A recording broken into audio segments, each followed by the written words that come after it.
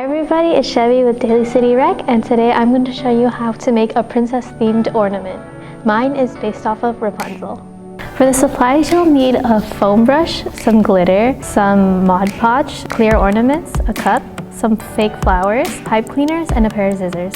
The first thing you want to do is take out the top of the ornament carefully, and with the foam brush, you want to get the glue and start painting it on the outside of the ornament.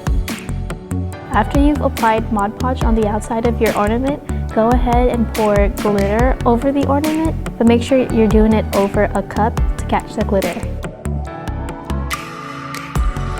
If you're happy with the glitter that you put around the ornament, go ahead and let the glue dry for a couple minutes. Now grab your fake flowers, add some glue to the ornament, and just start tearing them out and putting it on top of the ornament.